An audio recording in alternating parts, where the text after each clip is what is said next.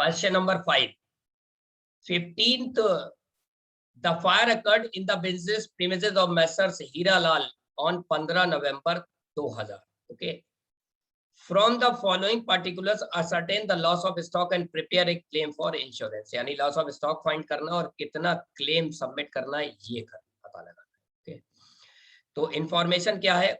1 जनवरी 1999 को स्टॉक दे रखा है, परचेजेस पूरे साल भर का दे रखा है, सेल्स पूरे साल भर की दे रखी है, क्लोजिंग स्टॉक दे रखा है 30,000. फिर उसके बाद परचेज 1 जनवरी 2000 से 14 नवंबर 2000 तक. 14 नवंबर यानी 15 को तो आग लगी है, यानी purchases up to date of fire दे रखी है, sale up to date of fire दे रखी है. आगे का रखा the stock from fire, the stock saved from fire rupees 18,000 यानी वैल्यू ऑफ स्टॉक सेल्वेज दे रखा है. The amount of policy was 63,000. There was an average clause in the policy. ठीक है, तो ये क्या है अमाउंट ऑफ पॉलिसी और एवरेज क्लॉज क्या है ये हम आगे बताएंगे आपको.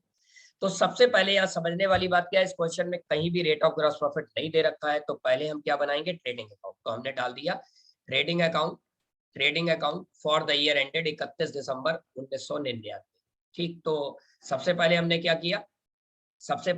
किया, ओपनिंग स्टॉक हमने लिख दिया 34,000. यस. परचेज लिख दिया हमने 1,22,000. सेल लिख दी हमने, ये देखिए सेल दे रखी है 1,80,000, यहाँ सेल लिख दी उठा के. उसके बाद क्लोजिंग स्टॉक दे रखा है 30,000, हमने क्लोजिंग स्टॉक भी लिख दिया यहाँ पर. टोटल कर लिया, ये आ गया 2,10,000. 2,10,000 से इसको माइनस कर दिया, 2 ग्रॉस प्रॉफिट सीडी आ गया. 2 ग्रॉस प्रॉफिट सीडी आ गया. फिर उसके बाद हमने रेट ऑफ ग्रॉस प्रॉफिट निकाल लिया. रेट ऑफ ग्रॉस प्रॉफिट का formula gross profit upon sales into 100. ठीक, तो रेट ऑफ ग्रॉस प्रॉफिट है 54,000, सेल है 1,80,000. तो 54,000 अपॉन 1,80,000 इंटू 100 बराबर ये 30% आपकी रेट ऑफ ग्रॉस प्रॉफिट निकल आई. ठीक, फिर हमने बना लिया memorandum trading account. Memorandum trading account के लिए मैंने बताया था जो यहाँ क्लोजिंग है वो यहाँ पर आकर ओपनिंग हो जाता है. फिर उसके बाद हमने क्या किया, purchases up to date of fire लिखे. Purchases up to date of fire 1,47,000 है, तो हमने purchases up to date of fire लिख दिया. फिर हमने sale up to date of fire लिखी. Sale up to date of fire दे रखी है 1,50,000, तो हमने sales up to date of fire लिख दिया 1,50,000. 1,50,000 का 30% ये ग्रॉस प्रॉफिट निकाल लिया. 1,50,000 का 30% 45,000 ये आ गया. इसका टोटल कर लिया, इस टोटल में से इसको माइनस कर दिया, क्लोजिंग स्टॉक निकल आया. यानी आग लगने की डेट पे इतना स्टॉक लगा था. फिर जब देखिए एक चीज याद रखिएगा,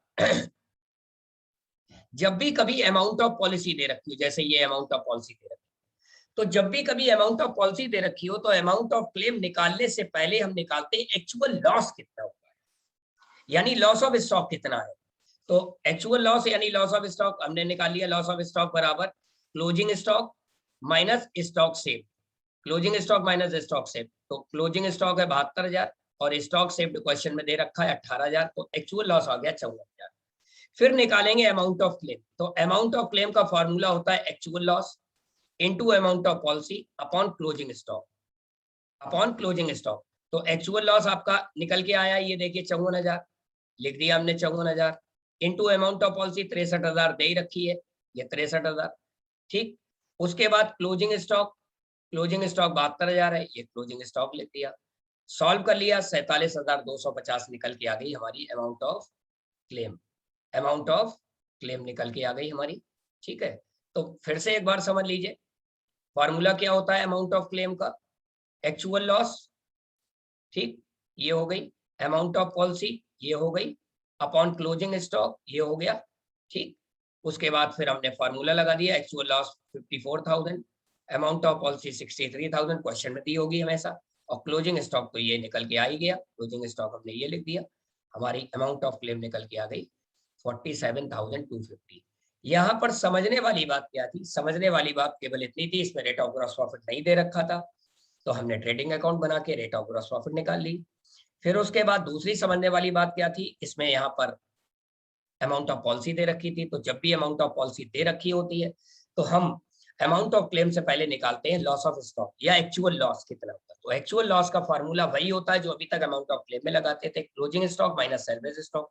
तो क्लोजिंग स्टॉक तो 72,000 दे ही रखा है, और सेल्वेज स्टॉक आपका क्वेश्चन में आपको दिया हुआ था। सेल्वेज स्टॉक ये देखिए, value of stock salvage, value of stock salvage ये क्वेश्चन में दिया था। तो हमने क्या किया, इसको माइनस कर दिया, माइनस किया तो हमारा अमाउंट एक्चुअल लॉस निकल के आ गया। फिर उसके बाद हमने फॉर्मूला लगा दिया जो कि हम हमेशा लगाते हैं, amount of actual loss into amount of policy upon closing stock. इस तरीके से हमारा अमाउंट ऑफ क्लेम निकल के आ गया 47,250। ओके।